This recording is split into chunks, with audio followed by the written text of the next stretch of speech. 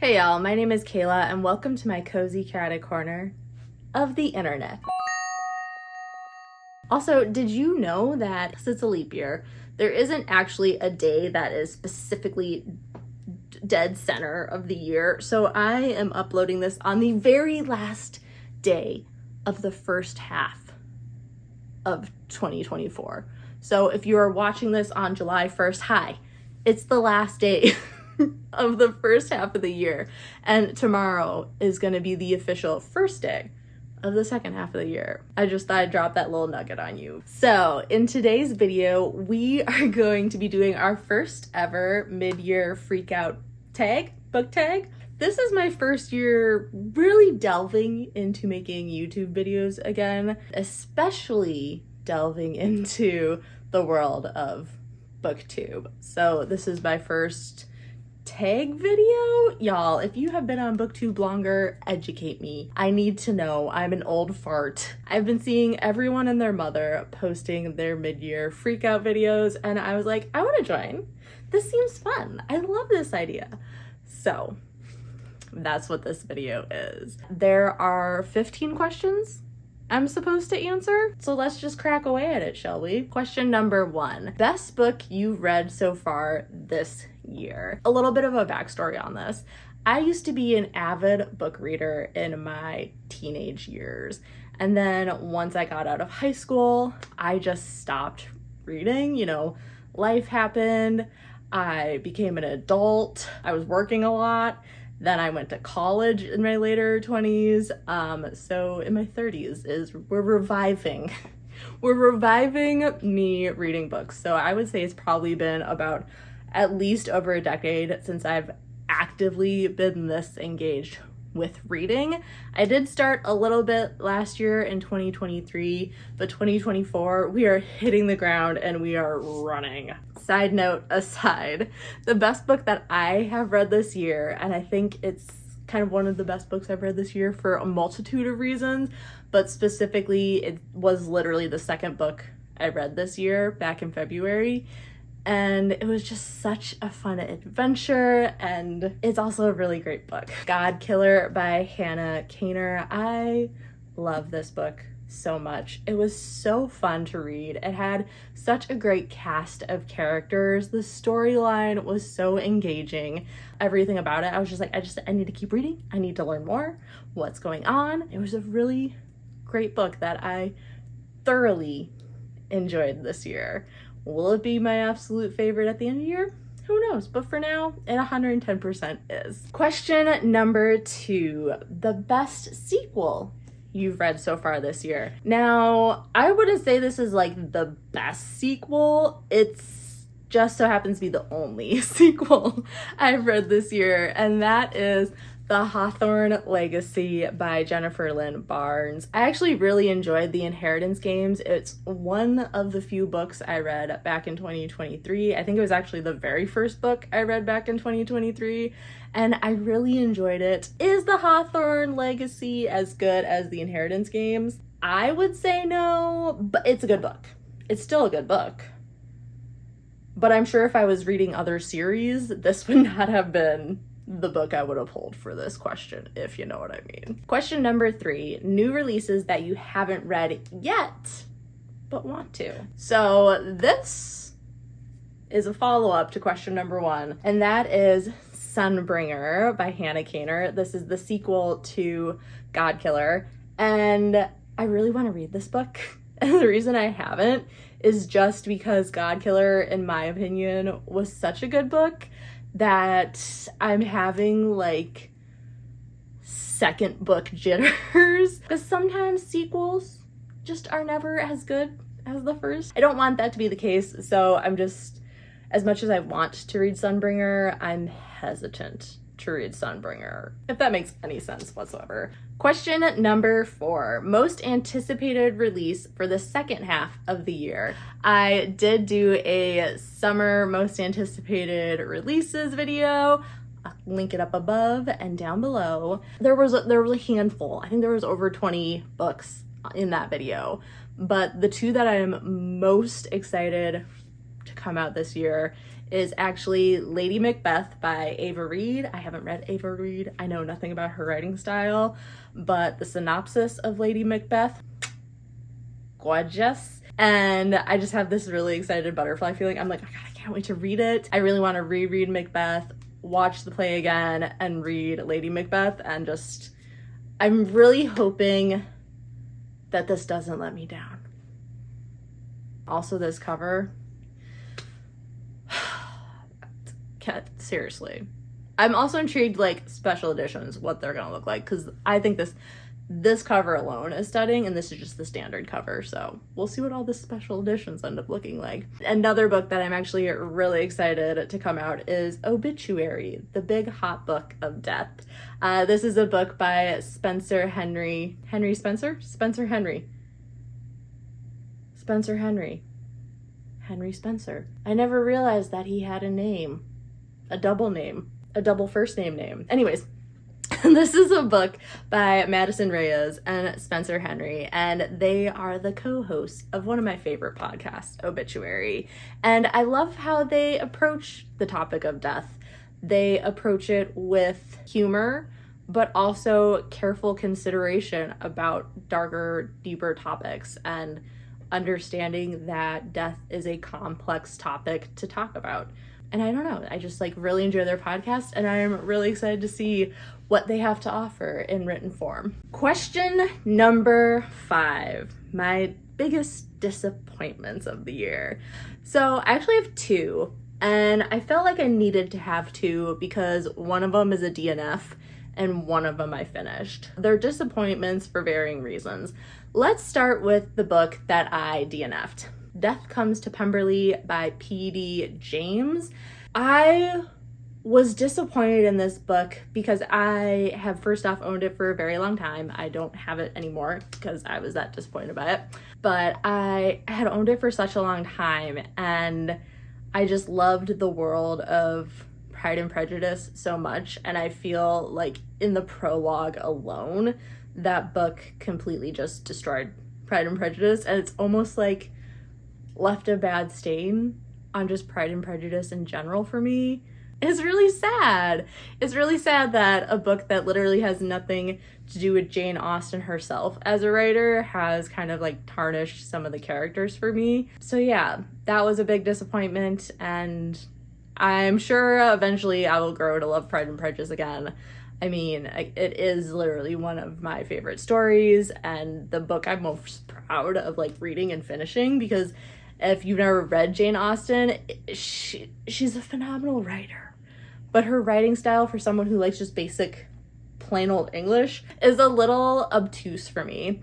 So I was really like quite pleased with myself that I read that entire book. And I also enjoyed the story itself. So I'm sure all I will have to do is rewatch Pride and Prejudice and just see the hand scene to reignite my love for the story. But yeah, that was a disappointing read for sure. And again, it like literally ruined it just in the prologue for me. I did read further than the prologue, but not much further. And then the second biggest disappointment was a disappointment in myself, that I kind of forced myself to read all of Murder Road when I knew I probably should have set it down 40 pages in. If you have no idea what I'm talking about and you're okay with a spoiler-filled video about Murder Road, I will link it up above and down below.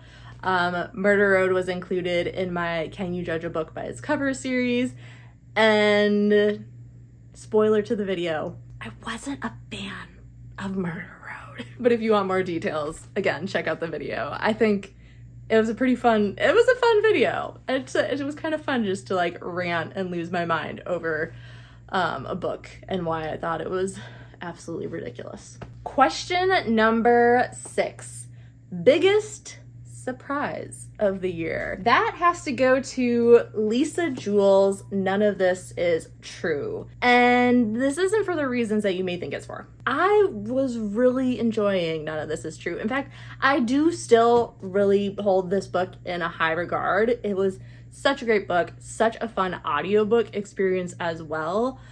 I just hated the last chapter and the doubt that it stirred in me as a reader. This is where I'm conflicted, because the last chapter really does leave you with like, a good thriller mystery plot moment. If you had gotten rid of the last chapter, you're still left with you're not left with a pretty little bow, because there's a character that you have no resolution to.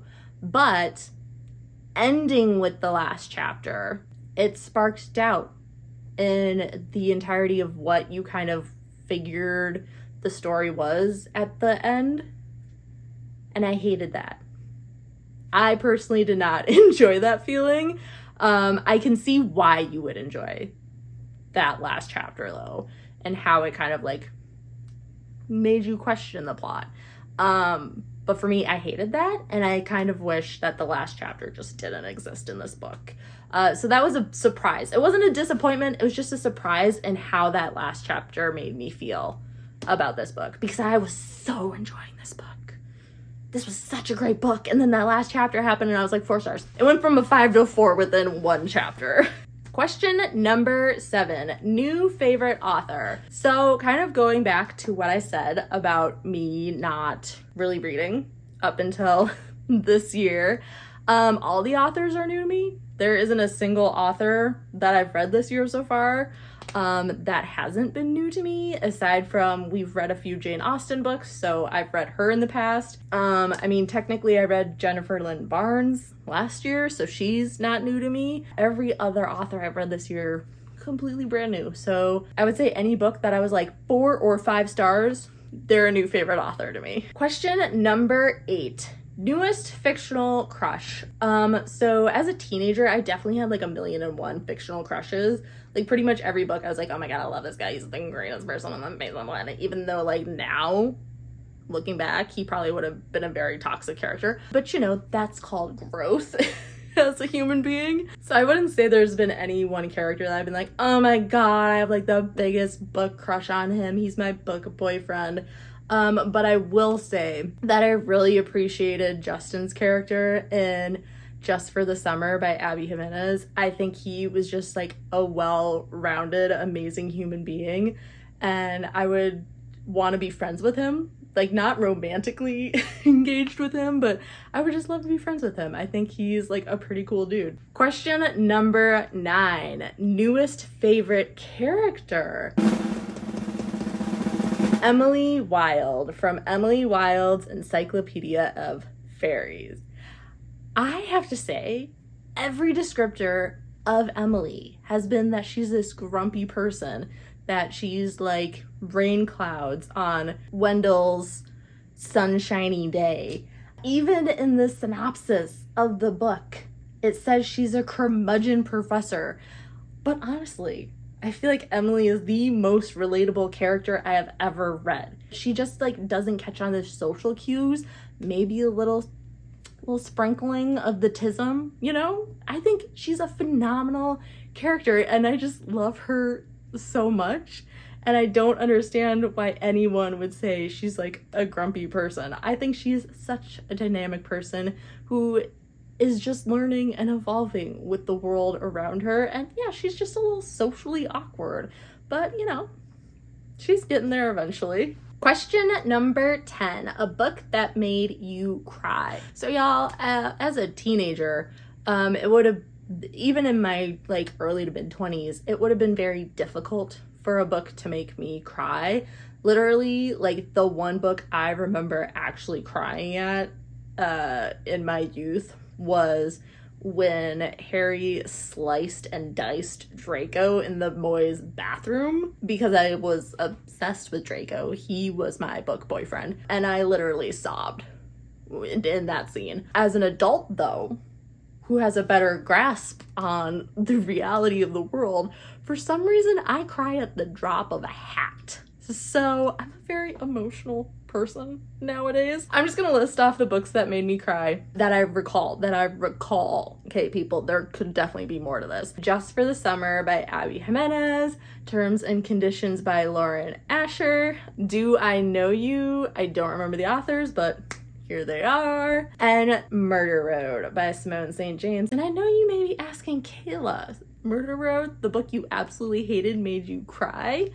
Yes, because there is a beautiful character in the book called Rose, and she had a little section, bow tying moment at the end of the book that was so sweet and brought a few tears to my very wet eyeballs. Those are the books that have made me cry so far in 2024. Question number 11, a book that made you happy? There honestly, it's hard to just like pin it down to one book for me. I wouldn't say I left any book just being like, I feel like all the books I've read have been so dynamic and have made me feel a multitude of emotions, that there wasn't just a book where I was just like kicking my feet like a happy little schoolgirl. I don't really have an answer to that one. Maybe I will next year. We'll see.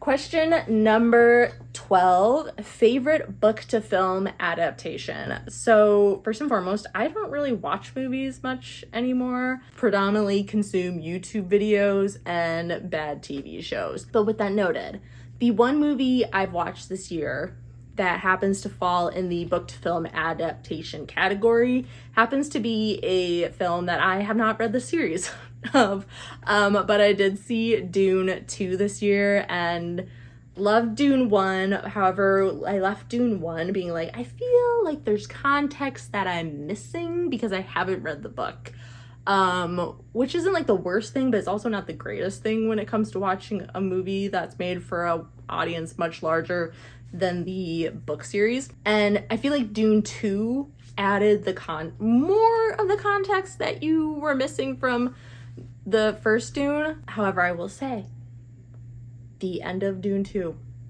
I was livid and I wanted to punch him in the face for her. That is all I will say. Question number 13, the most beautiful book you have bought so far this year. For me, there's a few. There's a couple. The Broken Bindings edition of Godkiller. First and foremost, I am enamored with the cover art of Godkiller in general. Just in general. Enamored with, I don't know how to explain to you how much I absolutely love and adore this cover art. They have, just like, I am a big fan of maps when it comes to any book, but we love a colored map. And I love just a basic foiled naked book. It's just simple, it's basic, and I love it. I think it's beautiful and stunning, and I don't care if you disagree. Other gorgeous books that I have purchased this year would be the Chiltern edition of Mansfield Park. Oh my god. I love a gold foiled edge. I feel like this is just the standard of what edges should be. I just want every book to have just foiled edges like this. Also, it's stunning, it's gorgeous, it's beautiful. And I need to replace my Pride and Prejudice and Northanger Abbey to be a Chiltern edition, because this is where it's at. This is the standard when it comes to classics. And Chiltern actually does have a whole collection of classics. So if you like this one, I'm sure you can find any other classic that would be like in this collection. You'll probably be able to find a Chiltern edition of.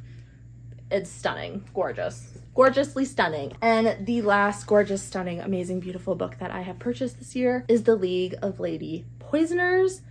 Talking about gold edging,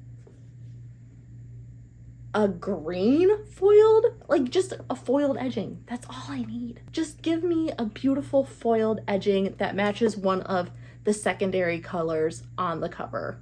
That's all I need. That's all I'm asking for in life.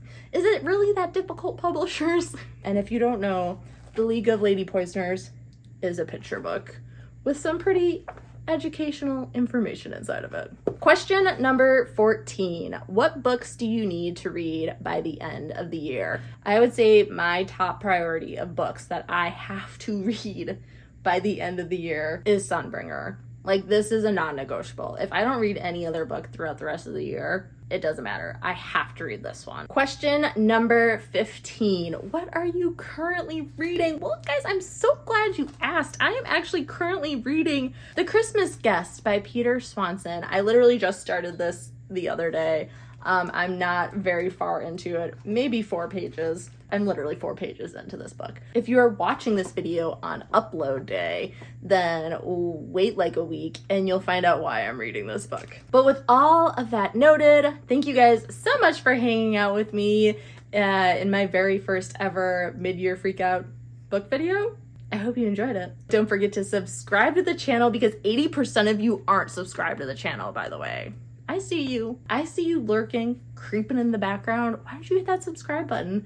And don't forget to maybe answer the questions. I'll include the questions down below and feel free to answer any of the questions in the comments. Let me know, what was the best book you've read so far? What was your biggest disappointment? What is the best, most beautiful book that you have purchased this year? If it is the Evernight edition of the Invocations, are you willing to sell it at a reasonable price? Because that's a gorgeous cover. But anyways, y'all, have a great rest of your day, and I will see y'all in the next one.